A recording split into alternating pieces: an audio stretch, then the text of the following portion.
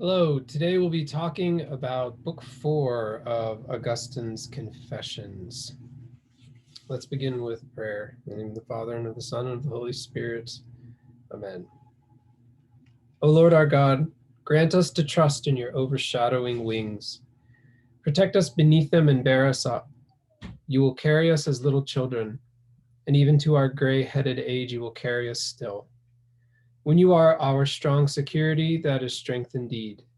But when our security is in ourselves, that is but weakness. Our good abides ever in your keeping, but in diverting our steps from you, we have grown perverse. Let us turn back to you at last, Lord, that we may not be overturned. Unspoilt, our good abides with you, for you are yourself our good. We need not fear to find no home again, because we have fallen away from it. While we are absent, our home falls not to ruins, for our home is your eternity. In the name of the Father, and of the Son, and of the Holy Spirit. Amen. Okay, so I thought I would begin with that prayer at the very end of Book 4 to start us off with. And I thought I would show in the background here the ruins of Roman Carthage as they look today. A nice reminder of one of the central points of this book, which is the transience of all created things. That everything that exists now, no matter how beautiful or strong, will one day pass away or become ruins, like these ruins of Carthage. Okay, so let's get into Book 4. Okay, so just as a kind of review to launch us into the book, I thought I would talk a little bit about the overall search for happiness, love, and God that's underway here in the Confessions. So Augustine's on a journey. That's why I've entitled all of these classes Augustine's Journey. What is he looking for? Where is he going? Well, he's looking for three things really that are intertwined: happiness, love, and God. In Book 1, we really encountered this basic search for happiness that characterizes all human life. We're all seeking the good and trying to avoid the bad. What do we want in life? Well, we want to be happy. We want to be well. We want to come to our fulfillment and realize our purpose, amount to something, right? We at least want to enjoy what we find enjoyable at the very least. And as children, almost universally, we seek the things that bring about a good feeling and seek to avoid the things that bring about a bad feeling. So in that Book 1, we see, even as an infant, Augustine says, I sought after things that brought me contentment. As I grew older, I was able to differentiate things that were more or less pleasurable and sought after the more pleasurable ones. As I grew even older, I sought delight in things that were more complex, like games or shows or stories. And then when I got into school, I loved to succeed. I loved to win. And sometimes I would cheat to win. I loved to be better than those around me. These basic goods and desires follow Augustine, and in some sense, they follow all of us throughout all our lives. But in Book 2, he takes a turn toward love. What he sought was to love and to be loved, but he was trying to figure out how to do this. And the way in which that he sought to love most immediately was through friends and through erotic encounters with others. He sought to love based on the immediate impulses or instincts that were at hand to him, and not really being guided or shaped the way he thought he should toward the ultimate good of God. He sought to love and be loved in these more immediate carnal or bodily ways. But he also sought approval, right? Praise, recognition.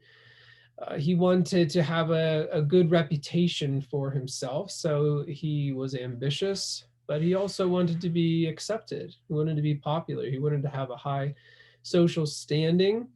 But the means that were most prominent in his search for love were his friends. So he had a group of friends, and he found an outlet for his desire to love there. And also, he found lovers, paramours to engage in the more sexual or erotic love that his body was directing him toward. And then in book three, we saw how this develops into a desire for romance, for passion, for the feeling of pity and mercy toward others. He wanted not only to be involved with others, but to have a sort of sublime feeling attached to it, a drama that you could characterize as romance. Along the way, though, and even in book one, we see him searching for these other things in relation to a search for what is ultimate. A search for God takes shape most initially as a desire for one who can make things go well for him, a wish granter. He prays that he will not be beaten in school. God has a role as a character in epic myths, these grand stories about the world he encounters. God's in the myths that he studies in school, and his mother teaches him about the God of the Bible. And so, in a sense, this God is just a character in a story, and one, if real, could help him out in his pursuit of more immediate goals. But then, as he goes to higher levels of school, he studies philosophy or studies higher level thought and comes to see God as a kind of fundamental dimension of reality. And when he joins the Manichaeans, this spiritual sect, he lands upon an idea of God as a spiritual substance. Well, what does that mean? For the Manichaeans, God was this principle of goodness, light, intelligence, or mind, things that are united or one in themselves. And they identify this God as above the world, apart from the world, particularly apart from the material world.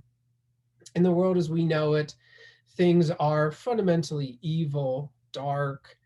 Uh, they are deterministic, so matter seems to just operate according to laws that are predetermined, and things disintegrate. They're divided.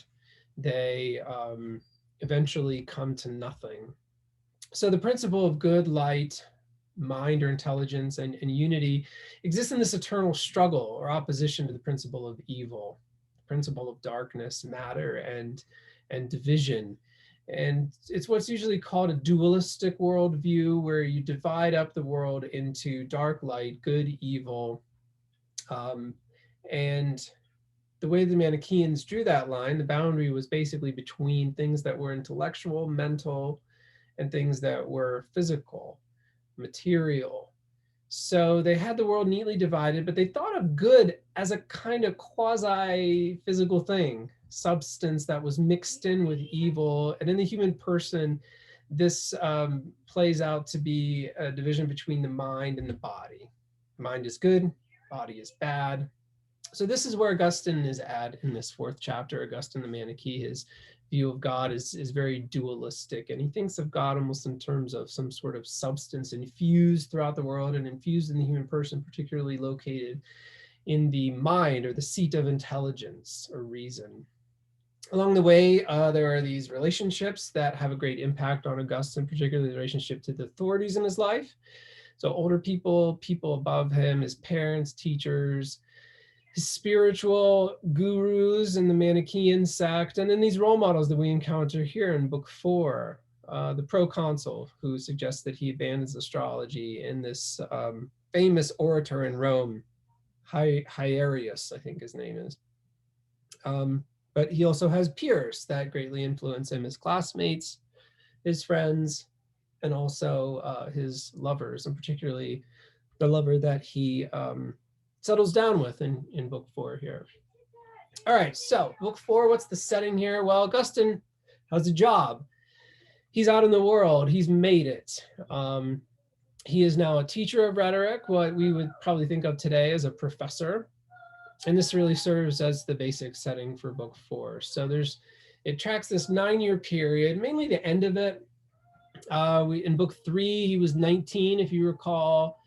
And the events here in book 4 are mainly from his 26th, 27th, and 28th year. So he's in his late 20s, but we're tracking 9 years here between book 3 and the end of book 4. He begins the chapter living back in his hometown of Thagast, or Tagast, and he's teaching rhetoric. So he is a professor. What is he doing? Well, he's taking students for tuition and teaching them a particular trade, which we'll talk about in a second. But midway through the chapter, he moves back to Carthage after a pivotal event that changes his life. So as a professor, he's really selling the art of rhetoric. He is plying his trade of eloquence, teaching people how to speak well. And he describes himself rather unflatteringly as a seduced seducer there in the first line.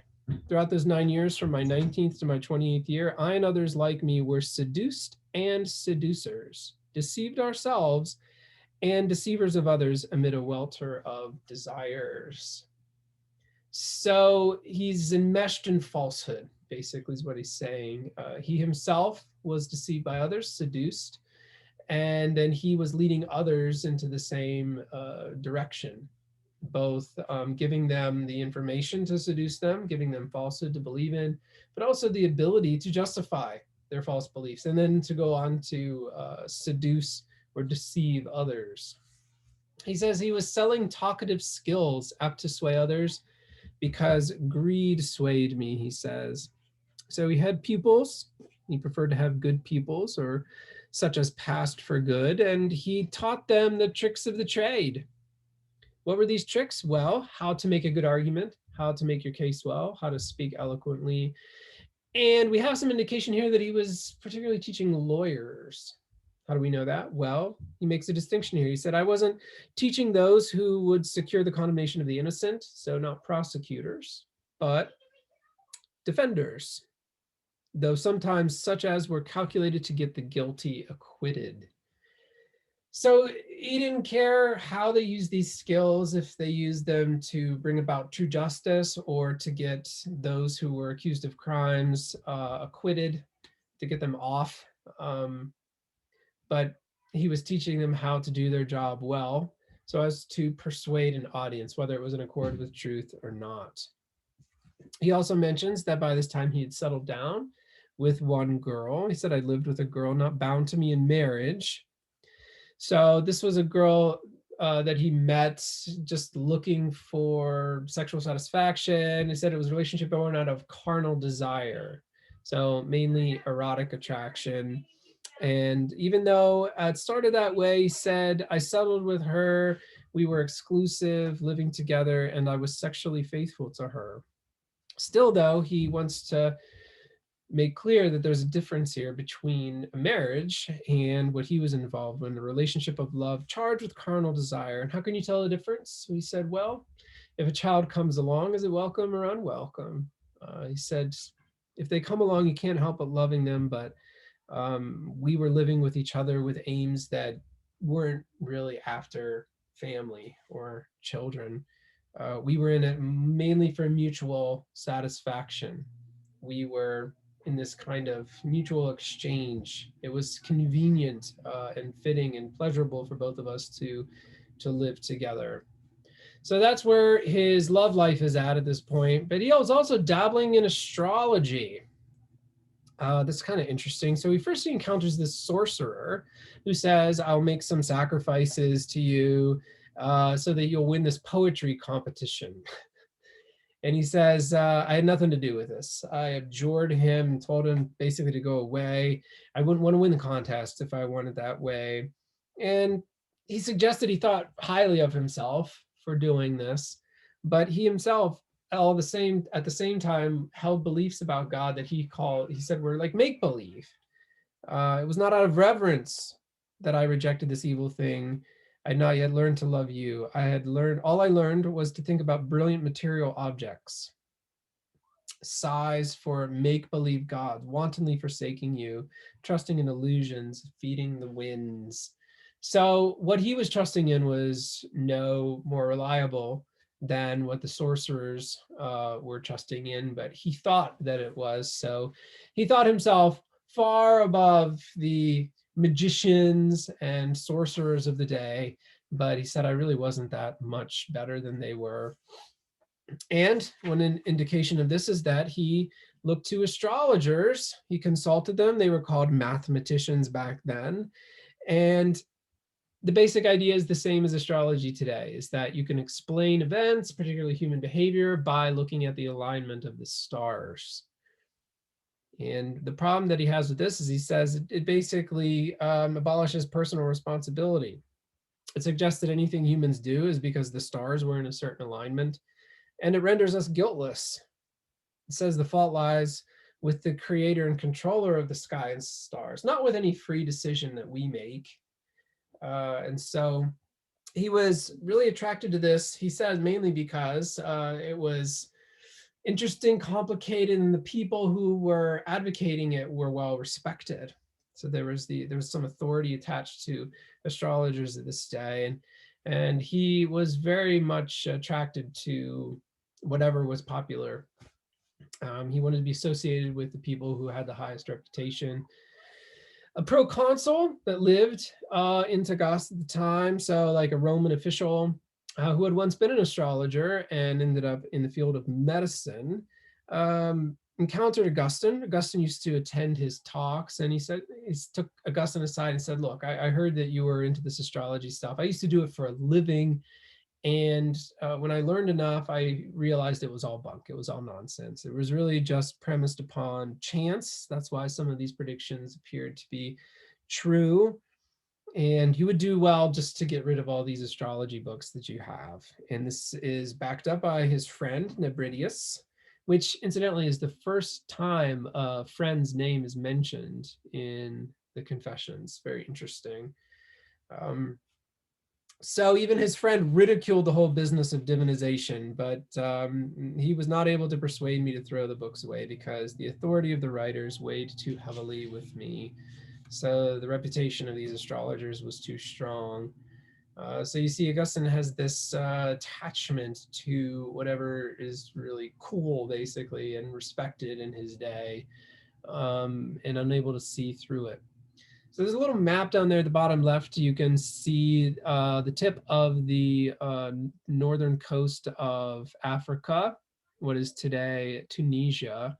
And Tagaste is there in the white, a little bit inland, and Carthage there on the upper right-hand side, northeast of Tagaste. That's where he eventually ends up. That's where Augustine eventually gets to at the end of this chapter. All right, the next major event, and a major event indeed it is the death of one of his friends. Now, I was trying to figure out if the friend is this Nebridius that he mentions in the astrology section. It's unclear. We don't really know exactly what this friend's name is. It might have been Nebridius or somebody else, but whoever it was a dear friend. And it's one of the most touching parts of the Confessions. He introduces this whole incident by saying, I once had a friend. When I was teaching in the town. This friend I knew from boyhood. We grew up together. We played together. And even though he wasn't a friend in faith, so he didn't love this friend because of God, or he didn't love God together with this friend, nevertheless, he says that I loved him dearly. I loved him tenderly.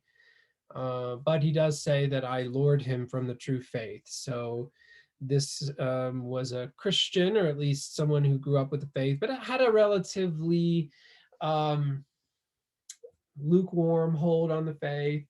He was not very strong in his faith. And so Augustine was easily able to convince him to join him among the Manichees. But he says, my soul could not bear to be without him. And he gives a little foreshadowing here, maybe more than a little. You took him from this life after barely a year's friendship, a friendship sweeter to me than any sweetness I had known in all my life. So we see here what's really going on. He has this dear friend that he knew forever, um, who was a mannequin together with him, that he did everything with and could not bear to be without him, and he dies. So how does this happen? Well, the first thing he mentions is that his friend is very sick.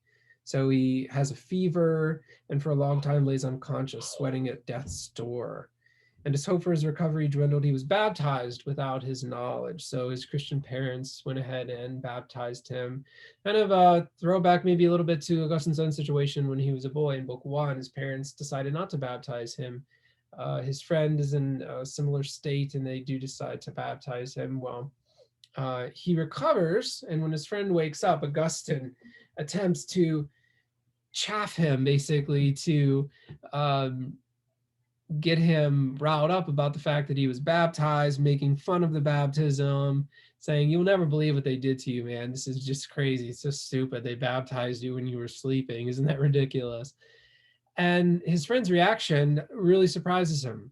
He says, "My friend recoiled from me with a shudder, as though I had been his enemy, and with amazing newfound independence warned me that if I wished to be his friend, I had better stop saying such things to him." So his friend rebukes Augustine and says, "No, no, you've got it all wrong. I'm not with you anymore. I'm going to believe in the faith that I was given as a child." And it says Augustine was amazed, aghast, and troubled. But he's not too troubled because he says, "I'm just going to bide my time. And when he's in normal health again, I will be able to do what I like with him."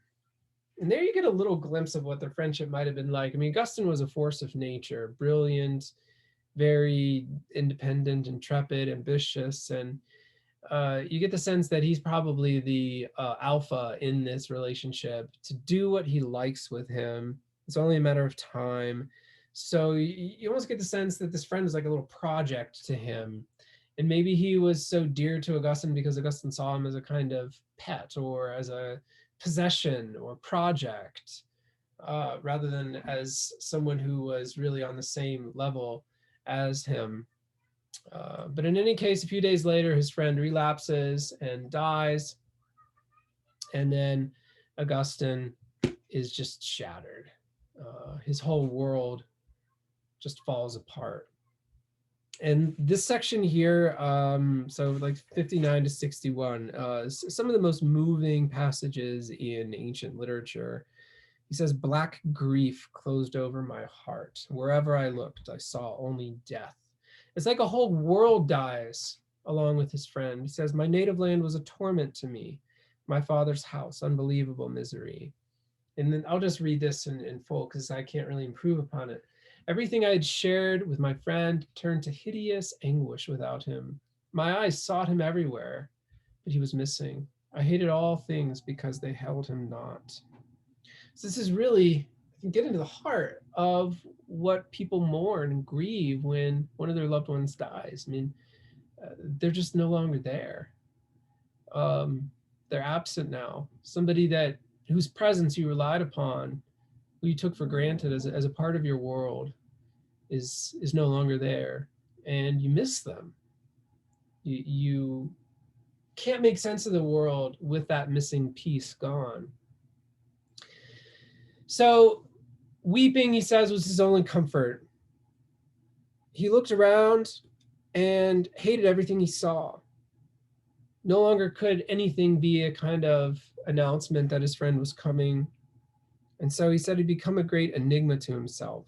You might even say he was asking himself why he himself was around when his friend wasn't. I mean, he says as much later. But in any case, he says, "My life was miserable." And even though my life was so miserable, he said, for some reason, I didn't join my friend in death. I preferred my life, even though I found it unbearable. So I must have found my life even dearer than my friend's because I was unable to part with my own life when my friend died. Just a real picture of despair here. But it gets to one of the ideas here, which is that he does still have this fear of dying, and not only fear of dying, a hatred of death.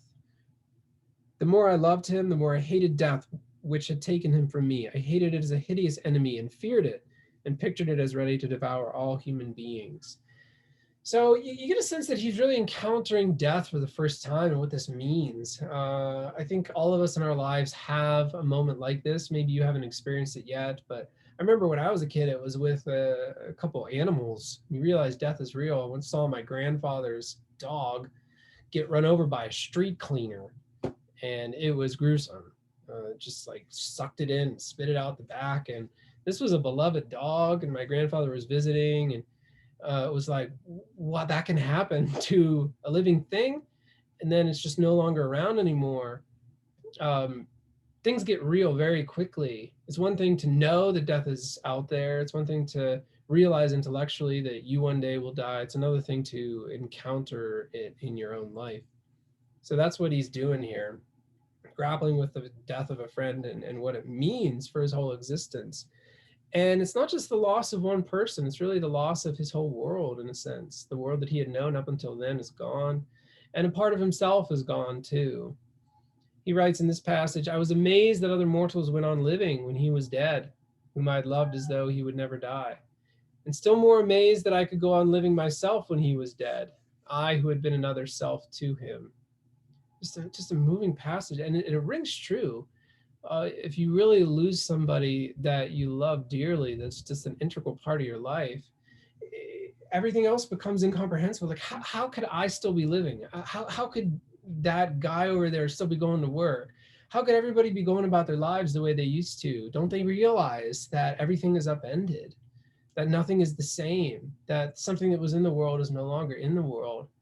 And then you look at yourself and no longer see yourself the same either. Well, part of you is gone along with your friend, that part that related to your friend.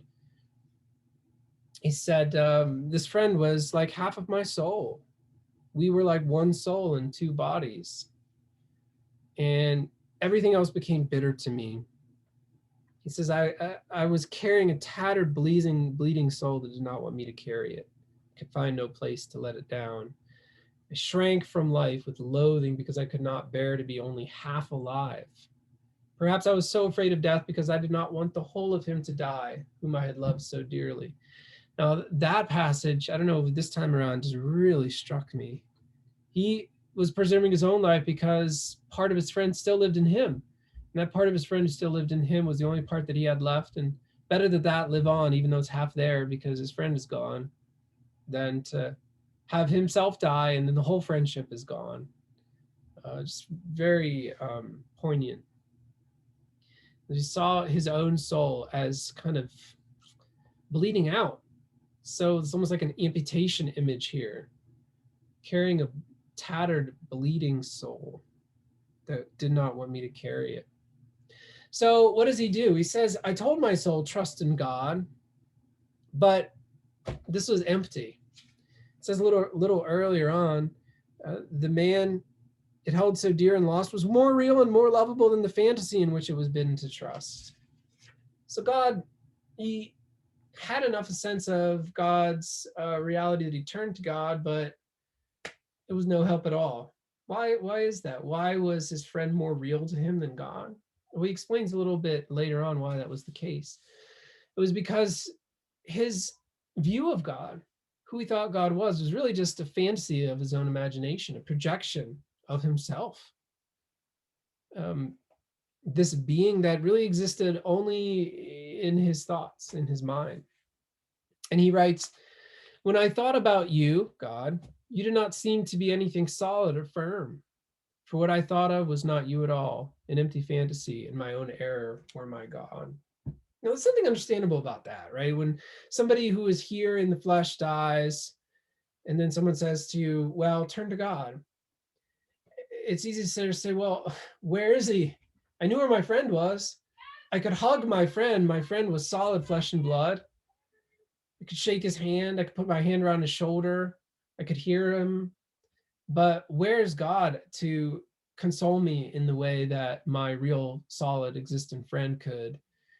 And if all you have in your mind is just this vague thought, that's not going to be enough.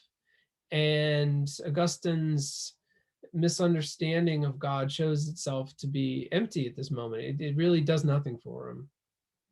It shows itself for what it is, which was just kind of a function of his own thoughts.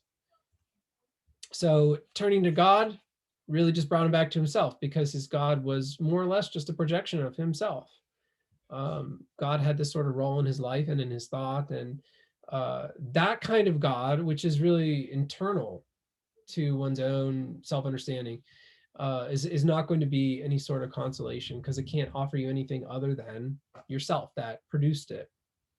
So there's nothing that can really escape him from his misery. He writes, "Whither could my heart flee to escape itself? Where could I go and leave myself behind? Was there any place of refuge where I could not be followed by my own self?" So he's miserable with himself. He can't escape himself and the misery that he's feeling at this moment. So this is the event that leads him then to get out of Tagaste and to move back to Carthage. And you can kind of understand why. If everything around him only reminded him of his deep grief and agony, then he's got to get out of there. And that's what he does. He comes to Carthage, the port town. And I found this picture here, which is kind of amazing. I didn't realize this, but Carthage at this time, Roman Carthage, had this amazing port that was in the shape of a circle with a little opening inlet, um, right in the heart of the port of Carthage. And it's just incredible.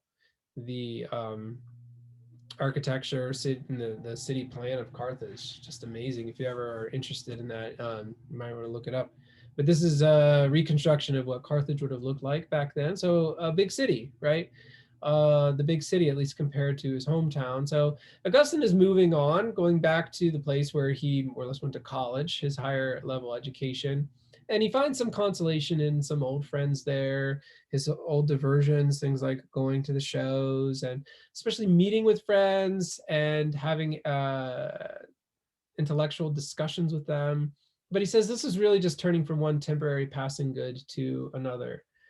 He said, "I was diverted from my sorrows, but those sorrows were not replaced by true goods. They were only replaced by the seeds of fresh sorrows." So things that will eventually leave him as well, like his friend. But he enjoys real friendship, at least on a surface level here. He talks about the way he interacted with his friends in a very detailed way, very evocative way. He said that there were these charms of talking and laughing together, kindly giving way to each other's wishes, reading together, sharing jokes, delighting to honor one another, disagreeing occasionally, yes, debating, but more frequently being in accord with one another, teaching and learning from one another, and just the little things, the smiles, the words, the glances, the thousand gracious gestures. So love given in exchange for love. It seems like there was real mutual affection here with his group of friends in Carthage. And you get the sense that it was really anchored in this Manichaean community that he had there. And, you know, there was some real good that came out of it, and it served to help him to move on beyond his friend's death. But what's the problem here? He points out that even though this friendly exchange was good, these friends were just as doomed to death as the friend whom I just lost. They were just as temporary and transient as my friend who had gone away. And he writes this line here, that he alone loses no one dear to him, to whom all are dear, in the one who is never lost. So he didn't know it at the time, but what he was really looking for was something sure, something that wouldn't fade away, something that wouldn't leave him, a good that he could invest his heart in, that wouldn't rip his heart out when it left, when it faded away.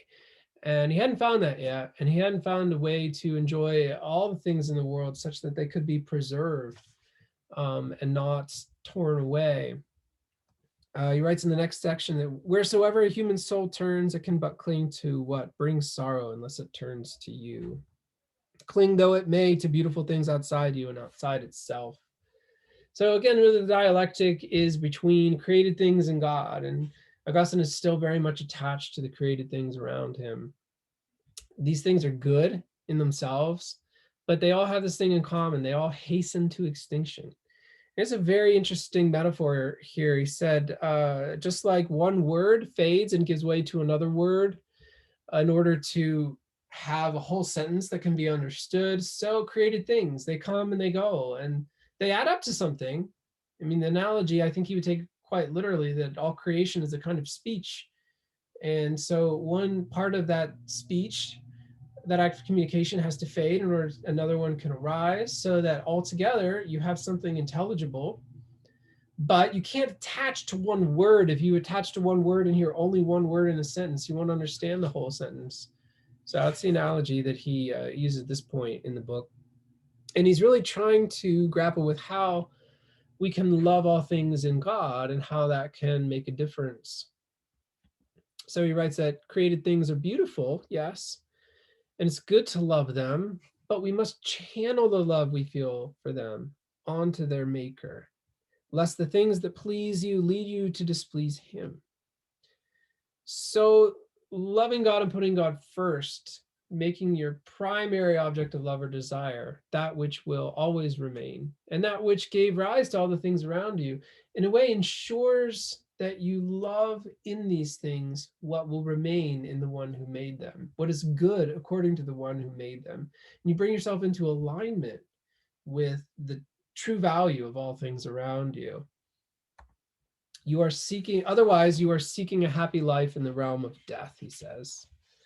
So there's something in common with Pascal here, I guess you could say. How could life be happy where there is no life at all? And if you had a time lapse camera and followed people around and time frame was long enough, you would see they came into being, they went out of being, and that's the way everything in the world is.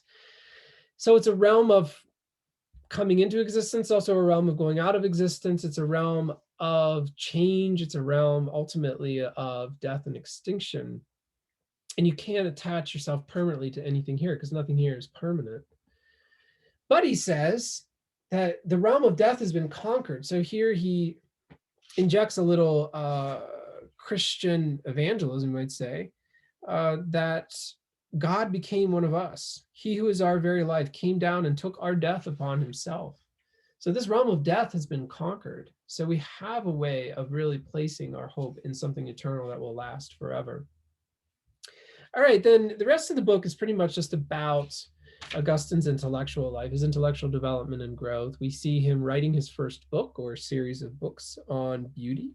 These books were entitled The Beautiful and the Harmonious, and they really ask the question, well, what is beauty? What is it that makes something beautiful? His thesis of the book basically is that the beauty is more than just harmony or fittingness or adaptability. So something is beautiful, that's over and above just the fact that it works, that it has a purpose, that it's fitting for its purpose. So a hammer might be just an awesome hammer, but there's a difference between a beautiful hammer and one that's just useful.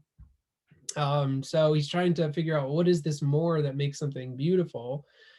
And he says these books, they've been lost. They somehow been lost along the way, but he remembers, he dedicates them to this orator who lived in Rome called Hieraeus, Greek-speaking Syrian, known for his eloquence, his learning. And what's interesting about him is that Augustine doesn't know him. He just knows about him. He's only heard about him. He only knows him through reputation. But he wants to be associated with him and be approved by him. He wants to be like him. And he puzzles over this. He's like, I don't know this guy, but I know what he's known for. And I admire that. And I want to be known in the same way for the same things. So again, you see this attachment to notoriety, to reputation. So what the deal with these books is that, and he writes this about that very fact. I'd come to love him more for the love he aroused in those who sang his praises than for the achievements by which he won them. So he comes out and says it. I really wanted the praise of this person, not the virtues that merited that praise. So what he's really grappling here with is God a beautiful thing or beauty itself? And his idea of God here kind of comes to the fore. He reads Aristotle's categories, which are about how to think about things and then attach attributes to them. And he doesn't have any trouble understanding it, even though apparently other people around him thought it was very difficult. He didn't have any trouble. He read it on his own. He understood it. It seemed clear to him. But so he didn't think it was that big of a deal. But he completely misunderstands the nature of God, or how he'll come to understand the nature of God. he thinks that God must be something to which qualities attach or adhere. So I'm a thing, I'm a human being. I could have different qualities like blue eyes or brown eyes, or I could have a beard or not have a beard. So things about me change, but I say the same kind of thing. With God, if God is something like that, then it implies that he's really a thing like other things. If God can be beautiful at one moment and not beautiful at the next, if God could have this size, mass, weight, extension, whatever, and then that can change, God would be a thing in the world. And this is how Augustine thought of God at this time in his life. He thought of God as this immense luminous body, and that he, Augustine, was a particle of it. So he's thinking of God in very kind of tangible, physical ways. And if you think about God like that, then yeah, Aristotle's categories would apply to him. So what is God's size? What is God's location? What is God's posture, relationship to other things? But if God is transcendent, if he's not a thing in the world, but the origin and source of all things in the world, then he stands over even these qualities that we perceive in things, things like beauty or goodness or location or color or anything else.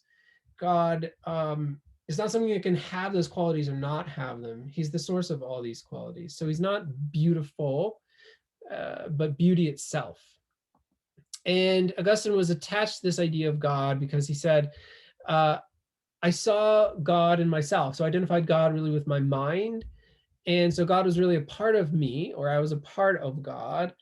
And I was prepared to think that God is changeable in the way that my mind is changeable, rather than to admit that I was not what you are. So he wanted this direct connection. So simply being a creature like anything else wasn't enough for him. He had to have some sort of special conduit or connection to God. And even if it led him to these absurdities, like um, what was in me, God, could change or be mistaken, and so therefore God himself could be mistaken. I would rather think that than think that I exist as my type of creature and God is a completely distinct other type of being. So why does he do this? Well, he kind of makes this clear in section 26, where he says, I was readier to assert your immutable substance had been forced into error than to confess that my own mutable substance had gone astray by its own will, and its error was its punishment. So he's trying to get himself off the hook, basically. It's a belief tailored to exoneration, to justifying his own decisions and behaviors. So he's focusing on his mind, whatever his mind is, what God is, or at least a part of what God is. And so that's what's directing him. What he does with his body doesn't really matter. It's the product of evil and darkness. And this fits very well with his lifestyle, as we'll see here. And it's really sort of convenient. It's self-justifying. He doesn't have to change. He doesn't have to do anything different because God is inside him, and whatever this part of God that's in him is doing is what he's doing. And he says it was really about pride. I didn't want to repent. I wouldn't want to say I was wrong or that I was on the wrong path. I was carried off outside myself by the clamor of my errors. I fell low, dragged down by the weight of my pride. Okay, so what's going on here is basically Augustine is getting in his own way. He's tripping himself up, and he has really two remarkable qualities at this point. He's incredibly smart, but he is also incredibly unwilling to confront changes or possible changes in his lifestyle. So his cleverness is in a sense dangerous because his brilliance, while paving the way for worldly success, can enable him to win most any argument, right? So even arguments with himself. So he's so smart that he can find ways to justify almost any belief or course of action that he wants to take. And he can justify this even to himself. So he's smart enough to basically figure out a philosophy that fits with what he wants to do. And so his intelligence is in a sense a blessing and a curse. His mind is powerful enough and it has enough knowledge that it can really make whatever decision that he makes seem good and sublime and sophisticated and intelligent and defensible. But he says, all the while, my heart was vain and empty. So what's this about? It's really about the good. Is the good something that he's just conforming to his own desires, aims, and goals, or is it something outside of him that he has to conform himself to? He said, I was striving to reach you by my own efforts. So he wanted to discover God on his own terms, by his own power, in a way that fit his own lifestyle, aims, and desires. And this Manichaean view of God is the perfect fit for him. Well, why? Again, the mind is the realm of the good, light, unity. The body is the realm of darkness or evil, disintegration. So, what does that mean? Well, you find God in your mind, away from your body, right? Farther away it is from your body, the better. And so, if the body causes evil, makes you do evil things, that's only to be expected. You don't have to do anything about it. God doesn't have any concern for the body and places no demands on how you use your body. So if you're really smart and you just want to indulge in bodily pleasures, or don't want the bodily pleasures you do indulge in to be challenged in any way, this is a good path to go down, because all that matters is what's in your head, what's in your thoughts. That's where you find God. Okay, well, that brings us through book 4. And I will see you guys again next time we have class.